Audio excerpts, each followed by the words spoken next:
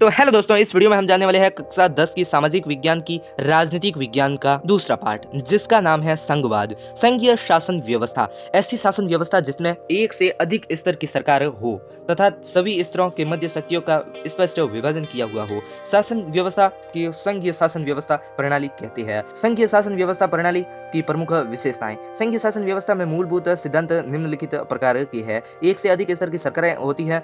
सभी स्तर की सरकारों के बीच शक्तियों का स्पष्ट विभाजन किया जाता है। एक लिखित संविधान होता है। विवाद के समाधान हेतु स्वतंत्र न्यायपालिका होती है। वह विभिन्न स्तर की सरकारों की आय स्रोत में संविधान में स्पष्ट होते हैं। संघीय शासन व्यवस्था में दोहरे उद्देश्य: एक, देश की एकता और अखंडता को बनाए रखना। दो, क्षेत्रीय विविधताओं को सम्मान देना। अलग अलग स्तर की सरकारें एक ही नागरिक समूह पर शासन करती है, लेकिन कर वसूलने के लिए प्रशासन को अपना अपना अधिकार होता है। संविधान के मौलिक प्रावधानों को एक स्तर की सरकार नहीं बदल सकती। ऐसी बदलाव दोनों स्तर की सरकारों की सहमति से ही हो सकती है। संघीय शासन व्यवस्था का गठन। आमतौर पर संघीय शासन व्यवस्था का गठन दो तरीकों से के साथ आकर संघ बनाना। दो या दो से अधिक स्वतंत्र राष्ट्र द्वारा मिलकर एक बड़ी इकाई का गठन करना। संयुक्त राष्ट्र राज्य अमेरिका, स्विट्जरलैंड, ऑस्ट्रेलिया आदि के साथ आकर संघ बनाने के उदाहरण है। इस प्रकार संघों में प्रांतों के समान अधिकार होते हैं और यह बाकी की तुलना में यह अधिक शक्तिशाली होते हैं। साथ लेकर संघ बनाना। बड़े देश द्वारा अपनी आंतरिक विविधता को ध्यान में रखते हुए राज्यों का गठन करना। फिर केंद्र और राज्यों के बीच शक्तियों का बंटवारा कर देना। भारत, बेल्जियम, स्पेन आदि साथ लेकर संघ बनाने का उदाहरण है। इस व्यवस्था में राज्यों की तुलना में केंद्र अधिक शक्तिशाली होता है। भारत में संघीय व्यवस्था। भारतीय संविधान में भारत को राज्यों का संघ घोषित किया गया है। हालांकि संविधान में संघ का प्रयोग नहीं हुआ है, लेकिन भारतीय संघ का गठन सारे संघीय शासन व्यवस्था के नियमों के अनुरूप ही हुआ है। भारतीय संविधान में एक से अधिक स्तरों की सरकारें प्रावधान है, जहां मूल संविधान दो स्तर की सरकारों को प्रावधान है: केंद्र सरकार अर्थात संघ सरकार और राज्य सरकार अर्थात प्रांतीय सरकार। बाद में स्थानीय सरकार का तीसरा स्तर जोड़ा गया। भारतीय संविधान में केंद्र और राज्य के बीच विधायी अधिकारों को तीन हिस्सों में बांटा गया है। संविधान की 7वीं अनुसूची में 3 सूचियां हैं: संघ सूची, मुद्रा, बैंकिंग, प्रतिरक्षा, रेल, डाक, संचार, वैदेशिक मामले आदि संघ सूची के विषय है। संघ सूची में 99 विषयों को कानून बनाने का अधिकार है। राज्य सूची पुलिस, व्यापार, वाणिज्य, कृषि, सिंचाई आदि राज्य सूची के विषय है। राज्य सूची में 61 विषयों पर कानून बनाने का अधिकार है। समवर्ती सूची शिक्षा, वन, विवाह, तलाक आदि, मजदूर आदि समवर्ती सूची के विषय है। समवर्ती सूची में 52 विषयों पर कानून बनाने का अधिकार है। इसे राज्य सरकार और केंद्र सरकार दोनों संभाल सकती है, लेकिन दोनों के बीच इस शक्ति का स्पष्ट विभाजन किया गया है। अवशिष्ट विषय साइबर अपराध, कंप्यूटर सॉफ्टवेयर जैसे विषय जिनका उल्लेख तीनों सूचियों में नहीं है, वे नागरिक विषय कहलाते हैं। वे अवशिष्ट विषय कहलाते हैं। अवशिष्ट विषयों पर कानून बनाने का अधिकार केंद्र सरकार को सौंपा गया है। भारतीय संघीय सारे राज्यों में बराबरी दर्जा नहीं दिया गया है। कुछ राज्यों में विशेष दर्जा प्राप्त किया गया है, जैसे अनुच्छेद 31 में अरुणाचल प्रदेश, असम, नागालैंड, मिजोरम विशेष परिस्थितियों का लाभ उठाते हैं, जबकि संघ की कई इकाइयां बहुत कम अधिकार प्राप्त करती है। चंडीगढ़, लक्षद्वीप, दिल्ली आदि केंद्र शासित प्रदेशों में राज्यों के बराबर भी अधिकार प्राप्त नहीं हो पाते। भारतीय संविधान में अनुच्छेद 370 के तहत जम्मू कश्मीर में राज्यों को विशेष दर्जा हासिल किया गया है, लेकिन 2019 में जम्मू कश्मीर से धारा 370 के अधिकांश प्रावधान समाप्त कर दिए गए। भाषाई राज्य। आज़ादी के बाद भाषा के आधार पर प्रांतों का गठन किया गया, जो कि भारतीय लोकतंत्र के समक्ष सबसे बड़ी चुनौती थी। भाषा के आधार पर राज्यों का गठन हेतु आयोग समितियां बनाई गई। केदर आयोग, JVP समिति भाषा के आधार पर राज्य बनाने का इनकार कर दिया, लेकिन मद्रास प्रेसिडेंसी ने तेलुगु भाषी लोगों को अलग राज्य बना दिया और इनकी मांग कर रहे थे।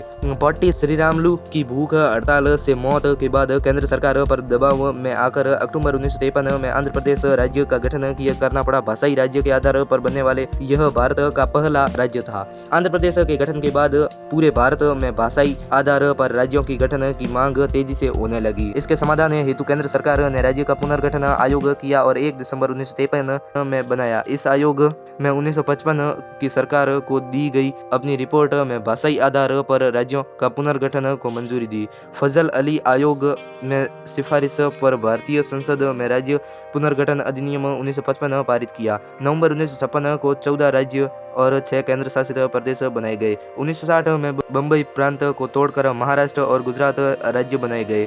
1966 में पंजाब से अलग हरियाणा राज्य का गठन किया गया। भारत में सभी राज्यों का गठन भाषा के आधार पर नहीं हुआ। नागालैंड, उत्तराखंड, झारखंड, छत्तीसगढ़ आदि राज्यों का गठन संस्कृति, भौगोलिक व जातीय भिन्नता के आधार पर भी हुआ। भाषाई आधार पर राज्यों का पुनर्गठन से देश में ज्यादातर एकीकृत एवं मजबूत हुआ। प्रशासन पहले की अपेक्षा ज्यादा सुविधाजनक हो गया। वर्तमान में भारत के 28 राज्य व 8 केंद्र शासित प्रदेश है। भारत की भाषा नीति। आजादी के बाद राजभाषा को लेकर विवाद हुआ। संविधान निर्माताओं के सामने राजभाषा को लेकर बड़ी चुनौती थी। संविधान के अनुच्छेद 343 में हिंदी को राजभाषा का दर्जा दिया गया। साथ ही 1965 में कुछ कामकाज अंग्रेजी में भी करने की छूट दी गई। राज्यों में अपनी अपनी क्षेत्रीय भाषा में कामकाज करने की छूट दी गई। चूँकि हिंदी केवल 40% भारतीय लोगों की मातृभाषा है, अन्य भाषाओं को भी सम्मान देने के लिए हिंदी के अलावा सभी भाषाओं को 8वीं अनुसूची में मान्यता दी गई, जिसे अनुसूचित भाषाएं कहा जाता है। भारत की अनुसूचित भाषाएं बांग्ला, बोडो, डोगसी, गुजराती, हिंदी, कन्नड़, कश्मीरी, कोंकणी, मैथिली, मलयालम, मणिपुरी, मराठी, नेपाली, ओडिशा, पंजाबी, संस्कृत, संथाली, सिंधी, तमिल, तेलुगु, उर्दू। सबसे ज्यादा बोले जाने वाली भाषा हिंदी व सबसे कम बोले जाने वाली भाषा संस्कृत है। केंद्र राज्य संबंध। भारत में लंबे समय तक एक केंद्र और राज्यों में एक ही दल की सरकारें रही, इसलिए राज्यों सरकारों में स्वतंत्र इकाई के रूप में अपने अधिकारों का प्रयोग नहीं किया। जब केंद्र और राज्य का विरोधी दल में सरकारें बनने लगी तो केंद्र सरकार द्वारा राज्यों में चली हुई सरकार को मनमाने तरीके से भंग कर दिया जाता। 1990 के दशक में राज्यों में क्षेत्रीय दल मजबूत किए। इसी दौर में केंद्र में गठबंधन सरकारों का उदय हुआ। क्योंकि लोकसभा में किसी एक दल को स्पष्ट बहुमत नहीं मिलता, इसलिए क्षेत्रीय दल के साथ मिलकर गठबंधन सरकारें बनानी पड़ी। इस प्रवृत्ति से केंद्र राज्यों संबंधों में सुधार हुआ। इस प्रवृत्ति से एसआर बोम्मई बनाम कर्नाटक राज्य विवाद सर्वोच्च न्यायालय द्वारा दिए गए फैसले पर बल मिला। विकेंद्रीकरण। केंद्र व राज्य शक्तियों को लेकर स्थानीय सरकारों का सौंपना विकेंद्रीकरण कहलाता है। भारत में विकेंद्रीकरण की आवश्यकता अनेक मुद्दों और समस्याओं के निपटारे के लिए स्थानीय स्तर के बढ़िया ढंग से हो पाता है। स्थानीय लोगों को अपने इलाके की समस्याओं का बेहतर समझ होती है। स्थानीय स्तर के लोगों में फैसले लेने के अवसर मिलता है। रूमानियत शासन लोकतांत्रिक सिद्धांतों के अनुकूल होता है। विकेंद्रीकरण वो संसाधनों का कुशलता का प्रयोग किया जा सकता है। भारत में विकेंद्रीकरण। भारत में लॉर्ड रिपन को स्थानीय शासन का जनक कहा जाता है। गांधी जी की ग्राम स्वराज्य अवधारणा में भी विकेंद्रीकरण की झलक दिखाई देती है। 2 अक्टूबर 1959 को नागौर राजस्थान में स्थानीय शासन की शुरुआत की गई, लेकिन स्थानीय शासन को संवैधानिक मान्यता नहीं दी गई। 1992 में पंचायतों और नगर पालिकाओं को संवैधानिक मान्यता देने के लिए 73वां और 74वां संविधान संशोधन किया गया। 73वां संविधान संशोधन 1992। ग्रामीण स्थानीय शासन को संवैधानिक दर्जा देने के लिए भारतीय संसद में 73वां संविधान संशोधन किया गया। 24 अप्रैल 1993 को लागू हुआ। भारतीय संविधान के भाग 9 पंचायतें में नाम जोड़ा गया। भाग 9 अनुच्छेद 243 से त्रिस्तरीय पंचायती के विभिन्न प्रावधान मिले। संविधान की 11वीं सूची जोड़ी गई, जिसमें 29 विषय थे। 74वां संविधान संशोधन 1992। शहरी स्थानीय निकायों में संवैधानिक दर्जा देने के लिए 74वां संविधान संशोधन किया गया। संविधान में भाग 9 क और अनुच्छेद 243 पी 24 में जोड़े गए। संविधान में 12वीं सूची जोड़े गए, जिसमें अनेक विषय शामिल थे। त्रिस्तरीय स्थानीय स्वशासन।